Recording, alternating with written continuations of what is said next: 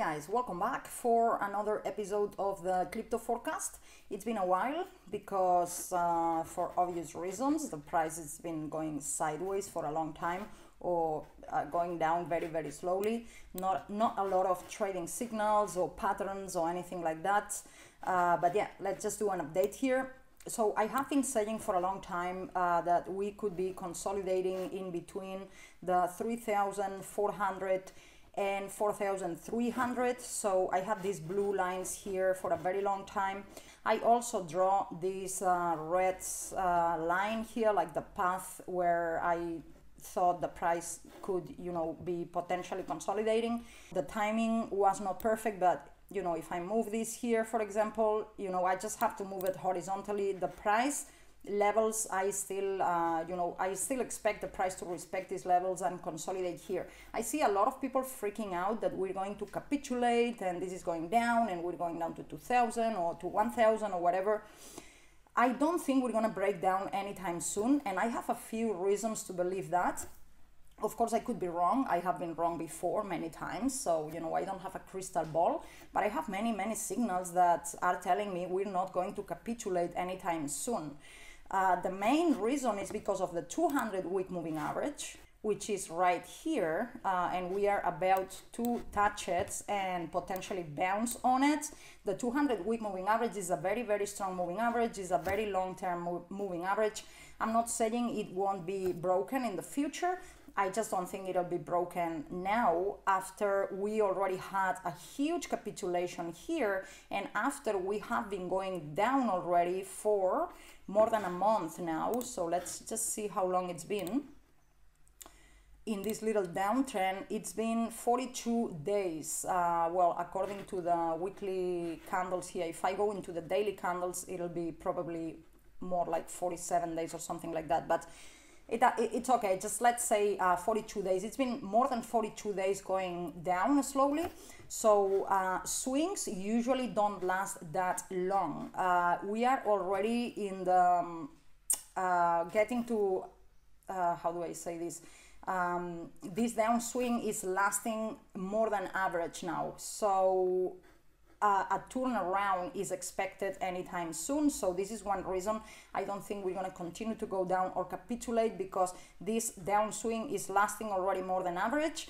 And we have the 200-week moving average here also supporting the price. And then the other big one is the 15-month moving average, which we're very close from it.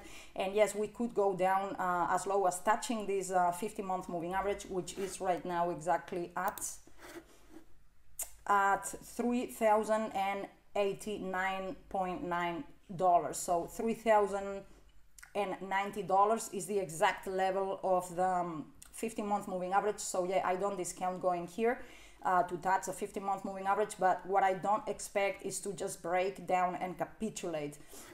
I mean, look at this. It's been too long and too heavy, this last downswing here on the monthly candles as well. I just don't expect, after such capitulation, I expect a bounce before actually breaking down again. But maybe we will break down in the future, just not anytime soon. So this is the main reason. So going back to the daily here, let's see, since this downtrend started there from that high, this is 46 days. You see, it's like, it's already like above average, the downswings. Let's see this one here. This one lasted, actually this was a low, 31 days. This one lasted 55 days. This one is longer as well. Let's see this one here. The low was here. This one was 21 days. So we have been in this one for 46 days now. So it's getting to to the limit. It usually downswings on the daily candles don't last that much. Another thing I wanted to comment is something I have been thinking about, is that when we were stuck here at $6,000, I remember there was a tweet by Jihan Wu. He said something like, I never wanted to participate in any hash war because I know the yearly lows for Bitcoin are going to break. and we've been holding there for a long time. So, and then he went on to say something like, but you know, I have no other option, so I'll have to, you know, do this hash war. But I remember specifically he says, I never wanted to participate in any hash war because I know Bitcoin is going to break the yearly lows, which have been holding for a long time.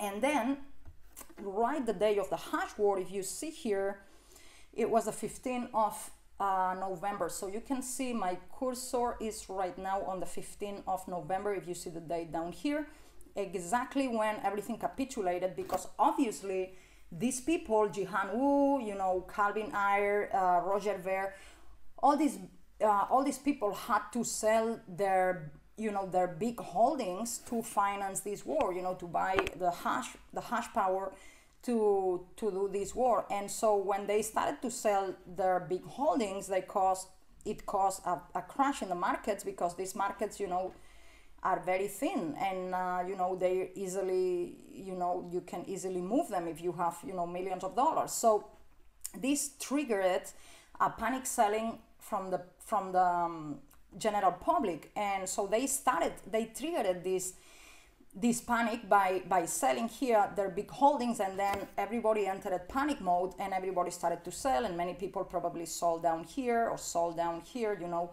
at the bottom. And so what I think is, what would have happened with the price if this hash war didn't happen? Because the price was holding at 6,000 for a very long time, which means people were not willing to sell their Bitcoin at $6,000. And I was actually surprised that it was holding there for so long, because, you know, I was expecting capitulation at the end of the bear market. Bear markets don't finish like this. You usually have capitulation, which I have been repeating for a long time as well. But then when this thing was holding here at 6,000 for so long, I was surprised, like, no one is willing to sell at this price.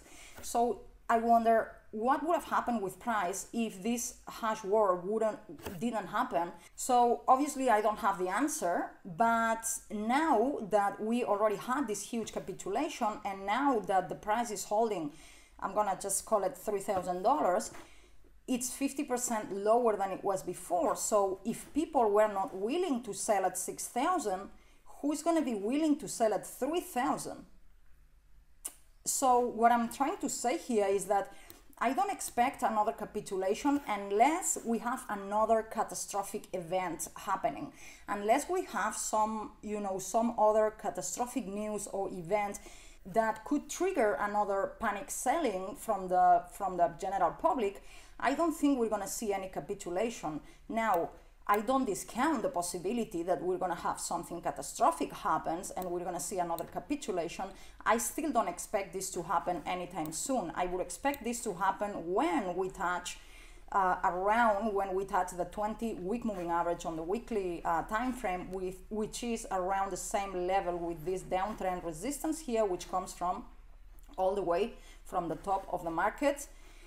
So then maybe when we are somewhere around this, which is, I'm estimating it could be around April 2019, maybe something really bad happens, which I'm not even going to speculate what this event could be, because a million things could happen. But I mean, if something really, really bad happen and we have another catastrophic event, yes, then it could trigger another panic selling from the general public. But unless something really bad happens, I just don't see why we would have another capitulation when people were not willing to sell at 6,000, you know. And if it wasn't because of this hash war triggering it, because man, it was the exact same day when all this happened. So yeah, who's going to be willing to sell at 3,000? I don't think we're going to see any capitulation. I think we're going to turn around anytime. But as I said, of course, going down to 3,000, I don't count this as a capitulation. So this level, you know, at 3,000, almost 3,100, we have the 50-month moving average. So I just don't expect to go lower than that. And I expect a turnaround and go back up here and just consolidate in this big range. And then if we touch this downtrend resistance, we'll take it from there. That's all the analysis I got for you today, guys. Thank you very much for watching, and I'll see you in the next one. Bye.